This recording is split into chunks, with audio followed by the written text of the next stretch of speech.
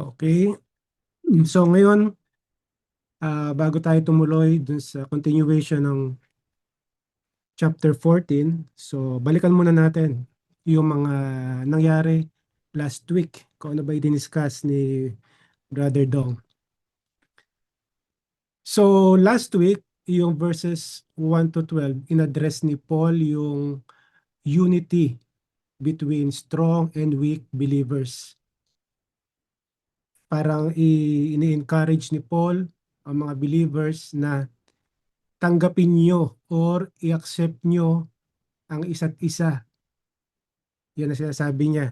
At intindihin nyo ang bawat mananampalataya. Accept them with understanding.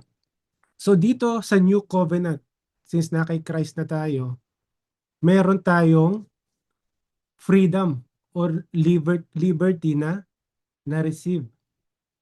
Pero yung pag-exercise ng freedom natin na yan sa body ni Christ, sa local church, kailangan naiintindihan natin yung biblical truth about yung freedom na yan, kung ano yung kasama dyan sa freedom na yan.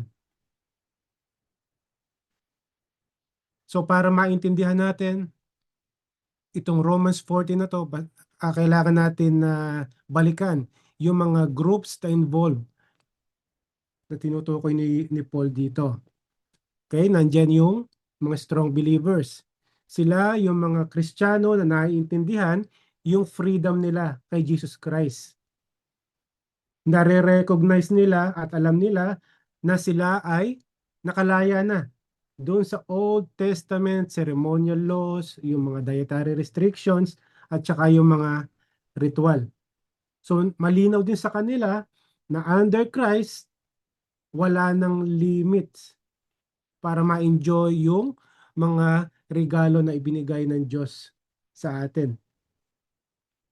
Pero hindi dapat gamitin ng mga yan, yung freedom na yan, para sa masama. So yan yung mga strong believers.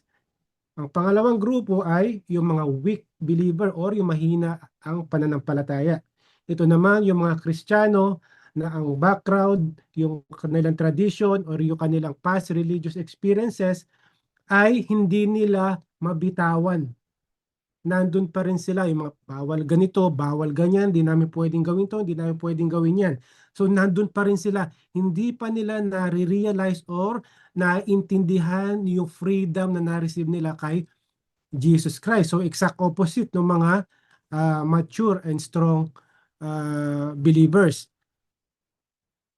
So maaaring ang mga to ay bago lang sa pananampalataya, nanggaling sila sa legalistic Judaism or yung pagan idolatry na para sa kanila ay hindi pa nila mabitawan yung mga tradisyon at paniniwala na pinanggalingan nila. So ano yung ina-address ni Paul between these two groups? Ina-address ni Paul ay ang non-moral issues. So tignan natin yung mga strong and weak believers. Ang mga strong believers, alam nila yung freedom nila kay God. Ibig sabihin, vertical relationship ang relasyon nila sa Panginoon. Pero ang mga weak believers, parang kinukonsider pa nila ay yung kanilang naiwan na tradisyon at mga paniniwala. Okay? So ang problema, neutral or non-moral issues. So ano ba to? Yung mga non-moral issues, yung neutral zone. So tignan nyo dyan sa screen nyo. Yung neutral zone, dito pwedeng i-exercise ng isang believer ang kanyang conviction sa pagkain, kung ano kakainin niya, alin ba yung tama at hindi, yung kanyang iinumin, yung pag-engage niya sa mga entertainment, anong mga klase entertainment yan, basketball, panonood ng TV. So yan ay neutral zone. Yung observance ng holidays at traditions. So yan ay nasa neutral zone. Malinaw dyan. Kasi yung sa left niyan, yan yung black and white. kasalanan yan, immoral yan, forbidden, hindi pinag-uutos yan, pinagbabawal, malinaw yon. Doon sa right side naman, malinaw din yung command, yung mga righteous actions, yung kailangan mong sundin, yung pinag-uutos ng Diyos. Yung sa gitna, yan tinatawag nating neutral zone. So malaya ang isang believer pagdating dito sa mga bagay na to.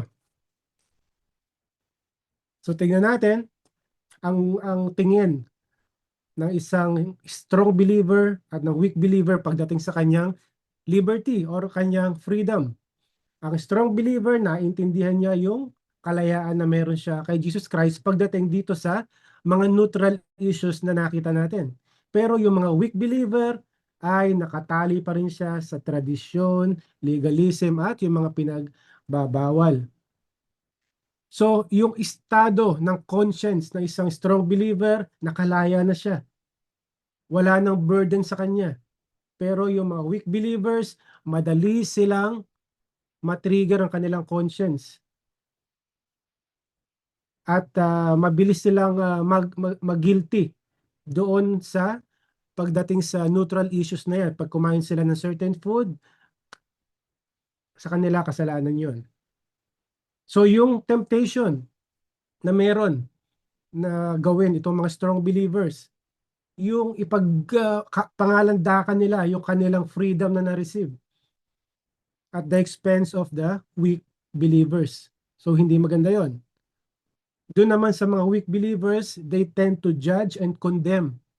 Ginajudge nila yung mga strong believer dahil bakit nila ginagawa, bakit nila kinakain, di ba bawal yun, di ba masama yun? So yun. Tapos ang biblical call. Anong sinasabi? Ano pinag-uutos sa mga strong believer? Restrain the freedom or liberty for the sake of love. Doon naman sa mga weak believers, grow in grace without passing judgment. Dahil hindi mali yung mga strong believers dahil alam nila yung freedom nila. Sabi dito sa mga strong believers, alam, malinaw, okay, sige, strong believer kayo, alam niyo yung freedom na meron kayo, pero i-restrain nyo. Ano ba sa Tagalog yung i-restrain? Nalimutan ko. Basta i-restrain nyo yung kalayaan nyo para doon sa mga weak believers para hindi sila matisod. Sa mga weak believers naman, yan yung konsensya nyo or yan yung conviction nyo, pero wag kayong magpasa, wag nyo i-condemn ang mga strong believers dahil hindi sila mali. Kaya sabi, grow in grace dito sa mga weak believers. So dito, makikita natin, dun sa neutral issues, makikita natin na parang subjective yung sin. Para sa weak believer, kasalanan to. Sa strong believer, hindi kasalanan yan. Meron na tayong freedom kay Christ.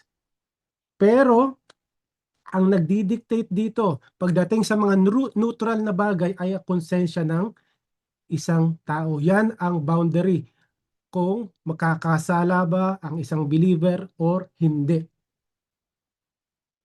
Kung na-violate ang conscience or ang konsensya ng isang believer over a neutral issue, ibig sabihin, nagkakasala na siya nun. Hindi natin po pwedeng sabihin dun sa weak believer, ay hindi, ano na tayo, may freedom na tayo kay Christ. Kaya kung kakain tayo ng ganitong karne, pwede na yan. Kung sumunod itong weak believer at na-violate yung kanyang conscience, nagkasala na yung kapatid na yon.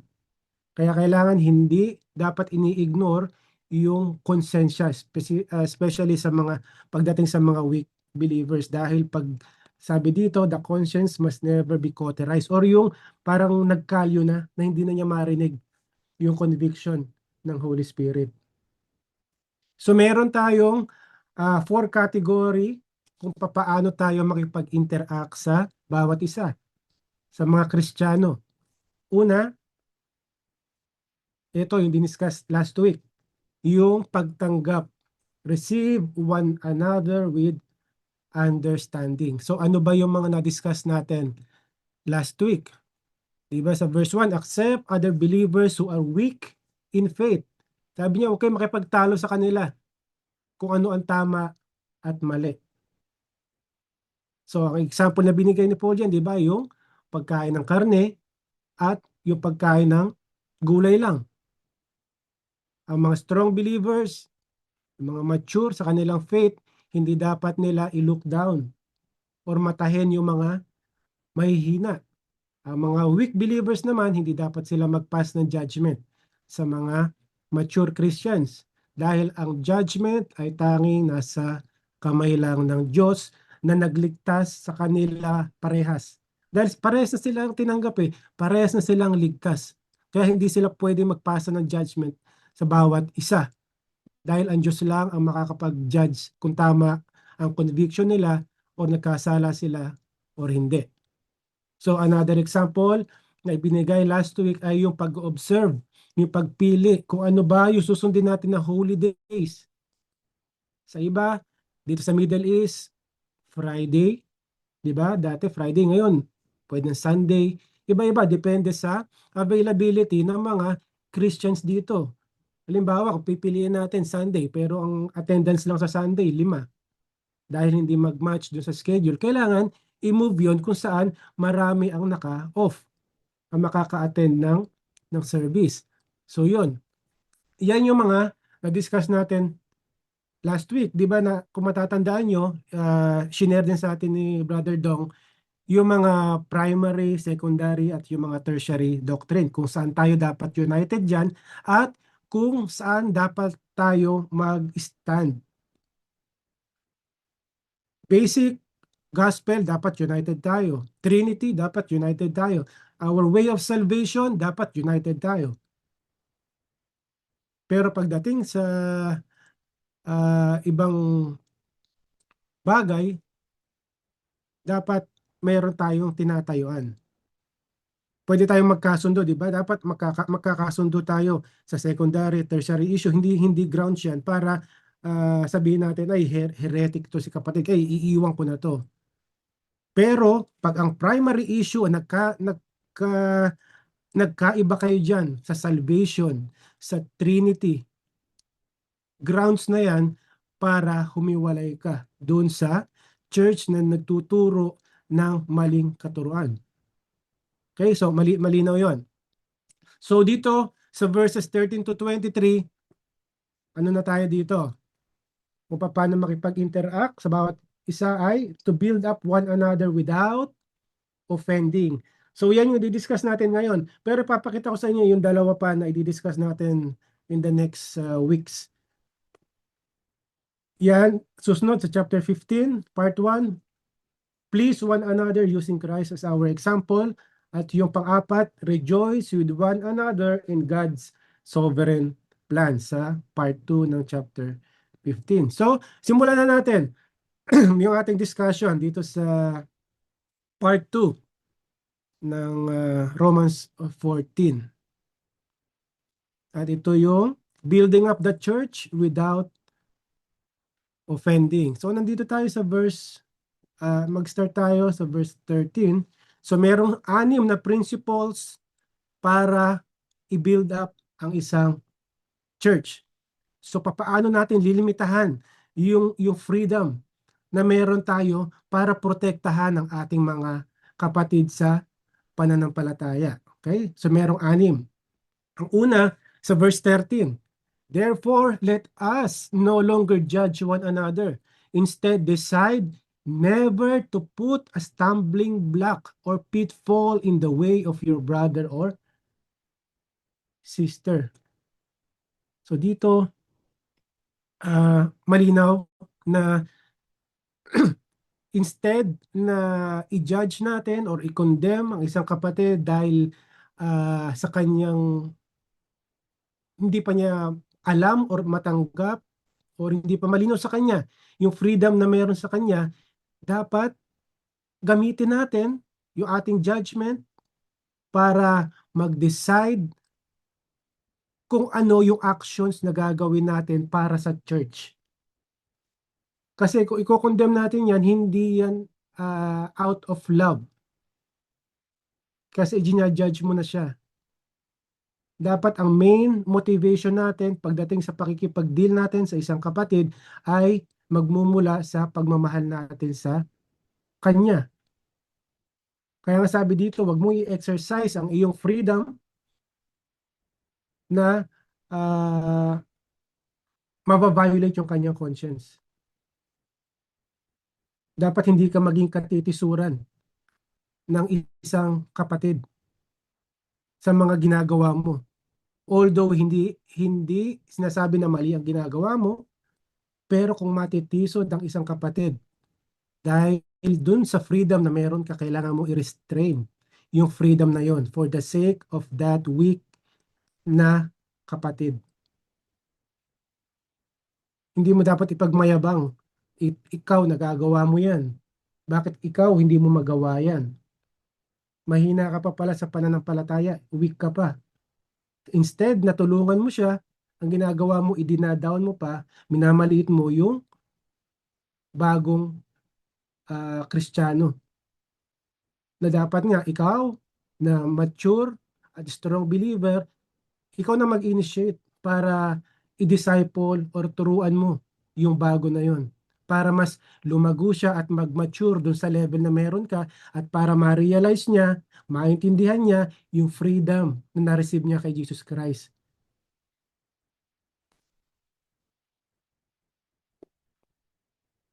Then sa verse 14, sabi ni Paul, I know and I am persuaded in the Lord that nothing is unclean in itself. So ito malinaw. Nothing is unclean in itself.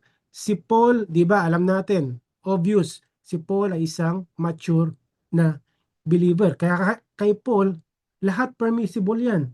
Pwede niya kainin ang gusto niya. Pero, sabi dito, still, to someone who considers a thing to be unclean, to that one it is unclean. So nililinaw ni Paul, lahat malinis. Nothing is unclean in itself. Pero dun sa mga bago, sa mga weak, na tinuturing na itong bagay na to, itong pagkain na to ay marumi, makakapag-defile sa aking conscience, para sa tao na yon, ito ay marumi. Verses 14 to 15. Ito yung pagiging subjective nature ng sin pagdating sa neutral issues. Sa verse 14, I know, ito na-discuss na banggit ko na pala yung 14. Dito na tayo sa verse 15. For if your brother or sister is hurt by what you eat, you are no longer according to love. Yung binanggit ko kanina. Do not destroy or grieve by what you eat someone for whom Christ died. So dito, yung pag-exercise natin ng ating liberty or ng freedom dun sa neutral issues, dapat ang motivation natin doon is love para sa ating kapwa. Kaya sabi ni Paul, do not destroy by what you eat someone for whom Christ died. So namatay si Jesus Christ para sa tao na yan. Kaya wag mong sirain, wag mong wasakin ang tao na yan. Dahil ang tendency niyan, pag pinilit mo ang tao na yan, sabihin mo tama naman, hindi na mali ito, may freedom na tayo. Pag winasak mo yan, na kumain yan, na guilty yan, na konsensya siya, nagkasala siya, magigrieve yan. Yan sinasabing do not destroy by what you eat someone for whom Christ died.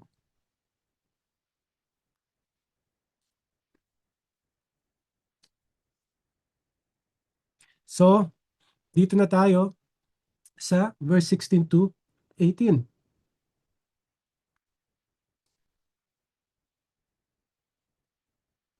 Verse 16 to 18, therefore, do not let your good be slandered. For the kingdom of God is not eating and drinking, but righteousness, peace, and joy in the Holy Spirit. Whoever serves Christ in this way is acceptable to God and receives human approval. So dito muna tayo sa verse 16. Do not let your good be slandered. So ano ibig sabihin nito? Ang freedom in Christ, yung good na sinasabi dito, magiging target yan sa na sasabihin na mali ang sinasabi mo or blasphemy kung gamitin mo yan para mag-divide or makasakit ng isang tao o ng isang kapatid. Dahil ang goal, ang ultimate goal, bakit natin nire-restrict ang ating freedom ay para mag-witness, para mag-evangelize. Hindi ka pwede mag-evangelize at the same time natitisod o nasisira yung testimony mo, di ba? So parang contradicting yun.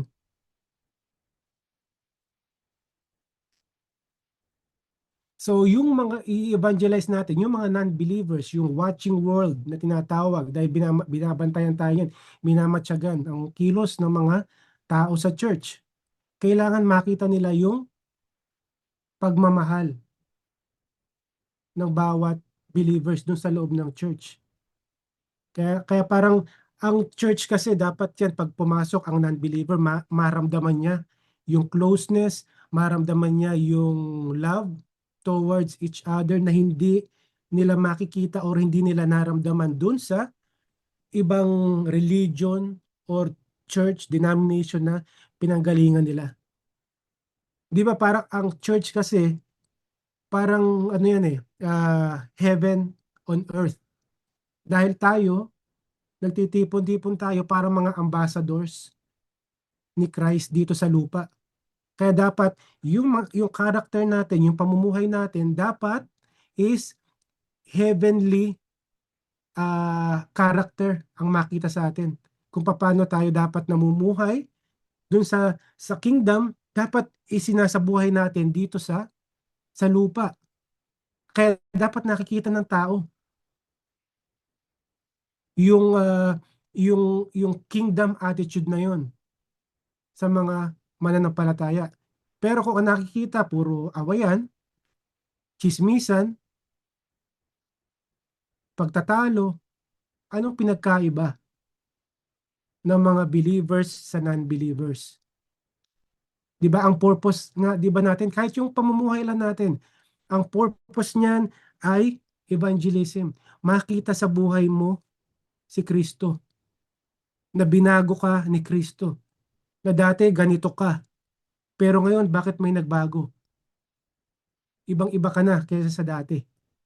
Ang buhay pa lang natin, kahit hindi tayo magsalita, nagiging witness, nagiging testimony sa pagbabago natin, sa salvation na na-receive natin. Kaya sinasabi dito, do not let your good be slandered. Pagdating sa mga bagay na to, neutral issues. So, dahil sa verse 17, sabi ni Paul, for the kingdom of God is not about eating and drinking. Hindi ka iniligtas. Tapos ang kingdom na pupuntahan natin, ganito lang ba? Pagkain at pag-inom? Hindi. The kingdom of God is not eating and drinking. But, ano nasa kingdom? Ano ang attitude sa kingdom? Ano ang nagahari sa kingdom? Ano yung attitude? Righteousness, peace, and joy in the Holy Spirit. Whoever serves Christ in this way is acceptable to God. Unang-una, pag nagsisilbi ka sa Diyos ng ganito ang attitude mo, acceptable ka kay God. At the same time, you will receive human approval. Pag okay ka sa paningin ng Diyos, okay ang ginagawa mo sa harap ng Diyos, automatic, human approval will follow. So verse 19, so then, let us pursue what promotes peace and what builds up one another. So ito yung pinaka-main point natin dito, di ba? Yung building up one another without offending.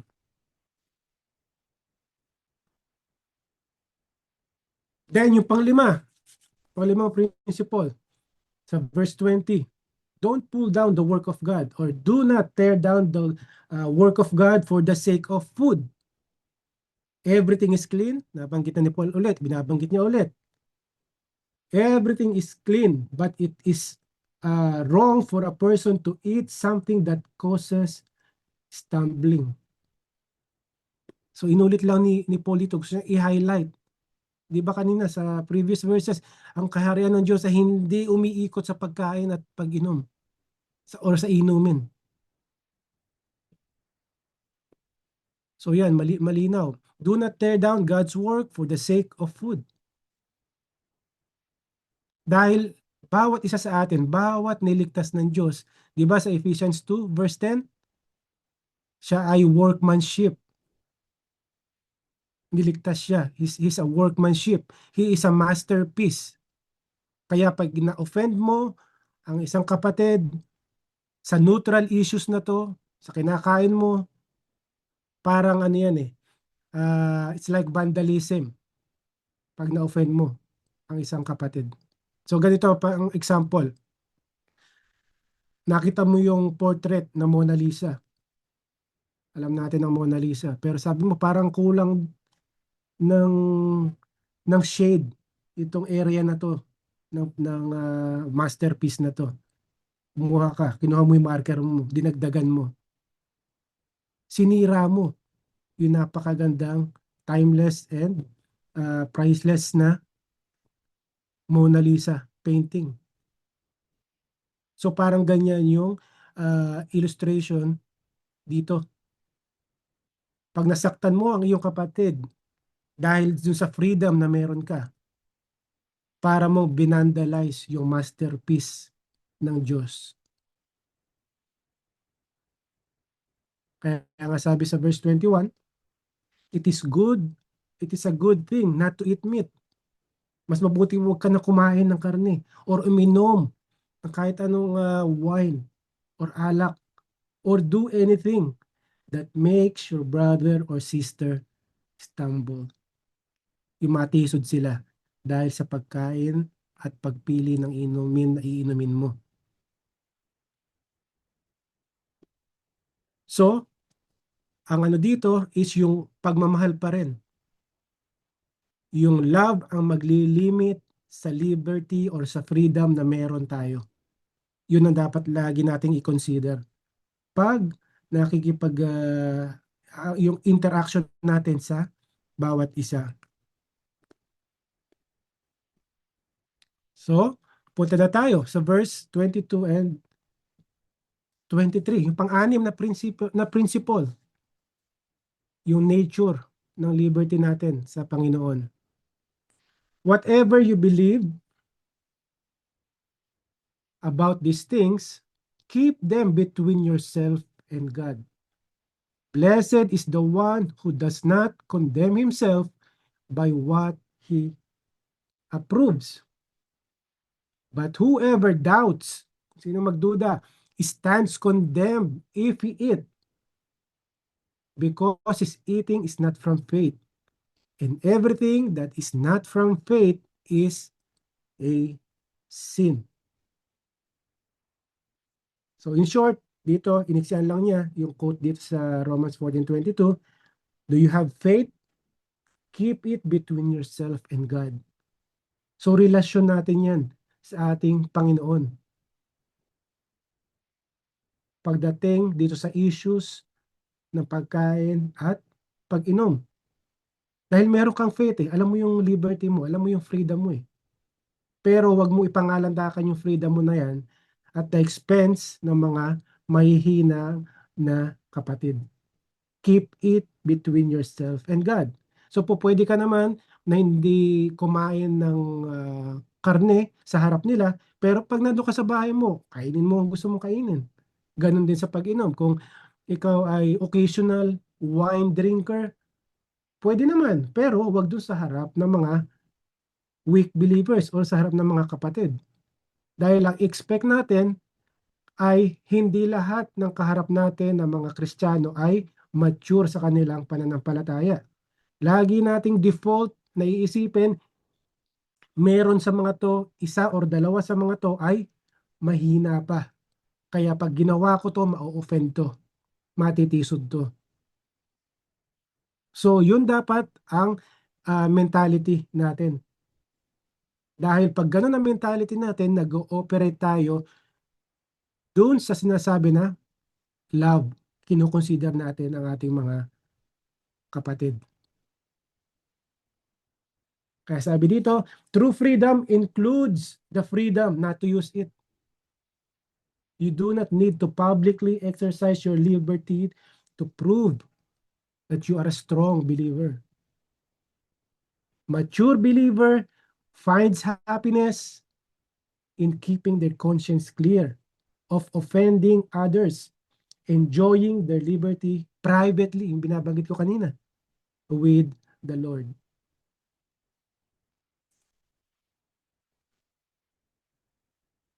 So dito, yun yung anim na principle, no? So ito yung kingdom ng Diyos. Dito dapat tayo mag-focus. The kingdom of God is righteousness, meaning holy na pamumuhay and integrity before God. Joy, settled, profound happiness in the Holy Spirit, and peace, tranquil, selfless harmony with our fellow believers. So inulit lang ito yung illustration ng verses 17 to 18. Kingdom of God is not about eating and drinking, but righteousness, peace, and joy in the Holy Spirit. Whoever serves Christ in this way is acceptable to God and approved by people. Okay? So yan lang naman ang ating topic ngayon. Medyo maiksi lang siya, di ba?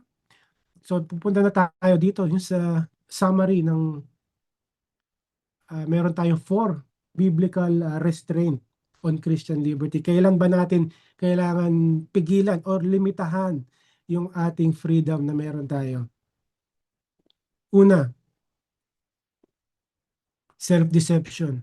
Hindi mo dapat i-exercise ang iyong kalakasan or strength para akalain na lahat ng ginagawa mo ay tama. Sabi ni Peter, 1 Peter 2:16, submit as free people, not using your freedom as a cover-up for evil. Maaaring may mga Kristiyano na ginagamit ang kanilang strength para i-cover up ang kasamaan. So, lumalampas na sila sa boundary. Mayroon ako freedom, gagawin ko to. Pero nagkakasala na siya or nagkakasala na yung ibang Kristiyano. Yan yung una, para pigilan natin ang ating freedom. Pangalawa, kailangan nating restrain, para maiwasan natin yung sirain yung sarili natin.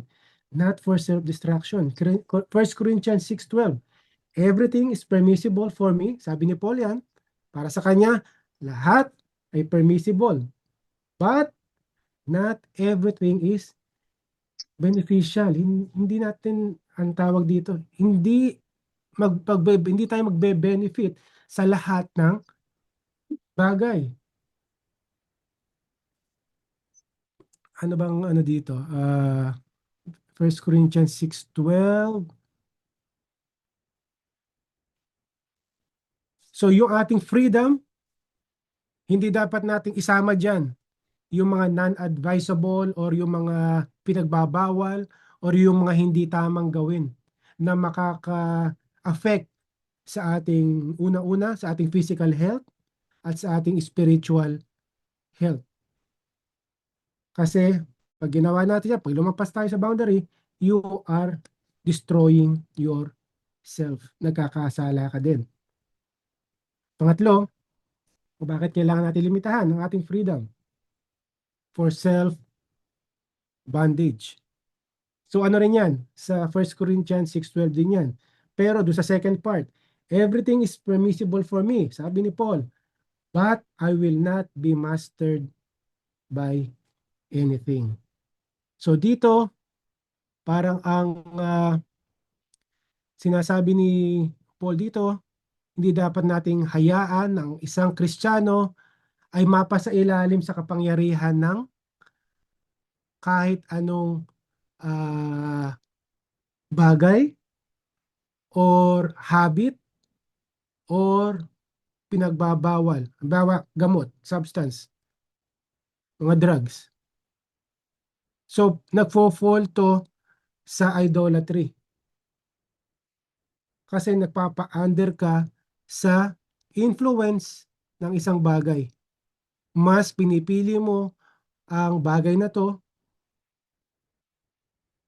kesa sa Diyos dahil hindi mo nililimitahan ang freedom na meron ka. Hindi mo alam, natatangay ka na pala ng idolatry. Mas pinapahalagahan mo yung extracurricular activities mo dahil may freedom ka na eh. Gusto mong gawin yung ganitong bagay, okay eh. Strong believer ako, hindi naman masama. Nakalagay naman, neutral issue yan. Pero hindi mo namamalayan na nagfo-fall ka na sa sin of idolatry dahil mas pina-prioritize mo yung habit na yan or yung substance na yan kesa sa Diyos. At yung pang-apat, not for self-sabotage. Sinisira mo ang sarili mo.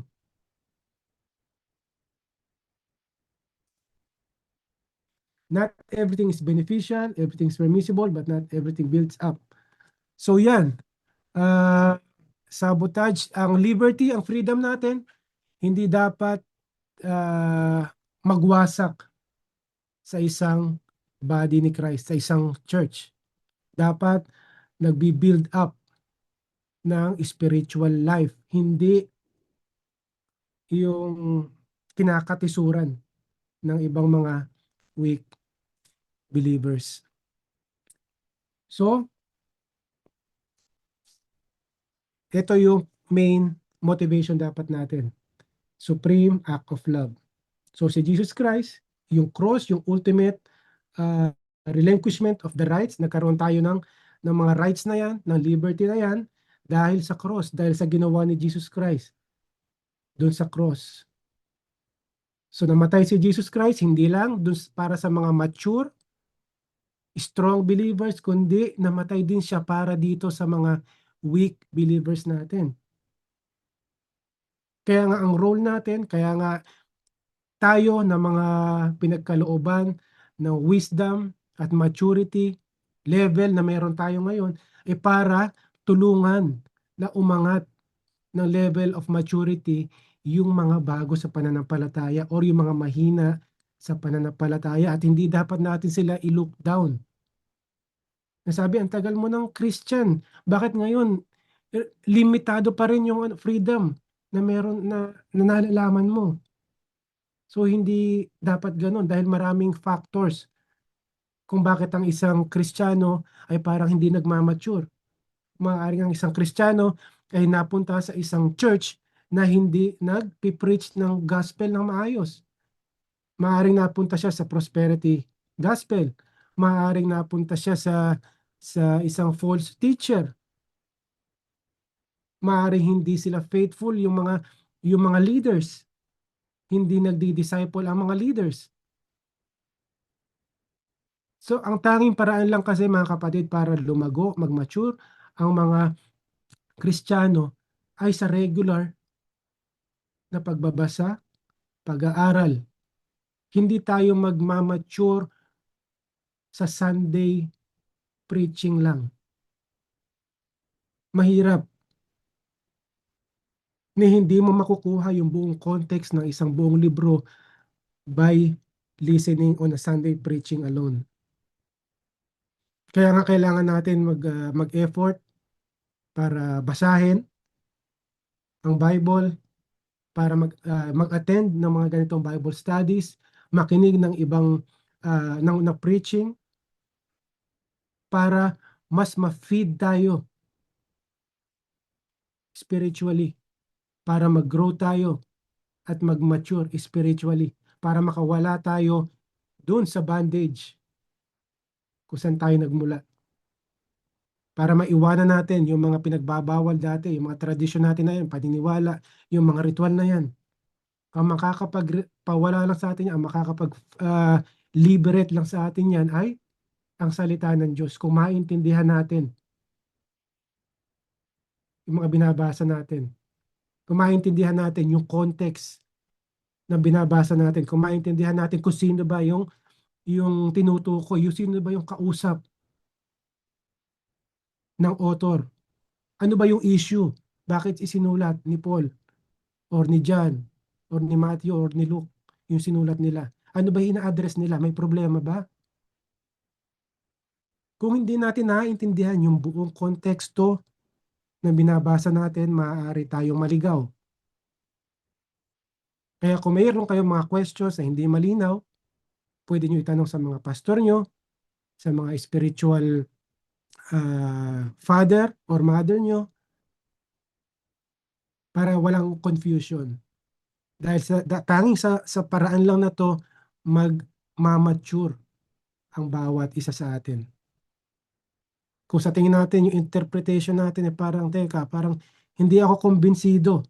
Tapos yung interpretation natin, parang contradicting dito sa isang passage, sa isang book. So ano ngayon? Hindi po pwedeng mag-contradict ang scripture.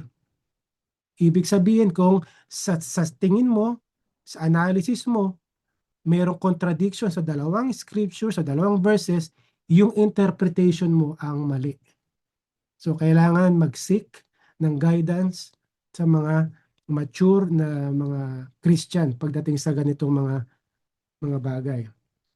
So dito, yung humility produces peace. Ito pinaka-importante, di ba? Kailangan maging humble tayo. Humility produces peace because humility says, I am more concerned about your conscience than my rights. Ito dapat yung attitude. Maging humble tayo. I am more concerned about your conscience rather than my rights. We become all things to all men, that by all means we might save some. Kailangan ina-adjust natin, di ba? Yung ating sarili. Kung kailangan natin i-downgrade yung sarili natin para maabot yung mga tao dito sa part na to, kailangan natin gawin yun. Kung kailangan natin mag-level up ng ating ng maturity or ng wisdom para kausapin yung mga tao sa lugar na to, gawin natin. So, dito, nagtatapos ang ating chapter 14. Pursue peace and build up. Okay, maraming salamat. Mag-pray muna tayo. Heavenly Father, Lord God, we thank you for this privilege and opportunity para po makapag-share, makapag-discuss ng Romans chapter 14 sa aming mga kapatid. Binabalik po namin sa inyo ang papuri at pasasalamat sa gawain na to sa pangalan po ng aming Panginoong Hesus. Amen.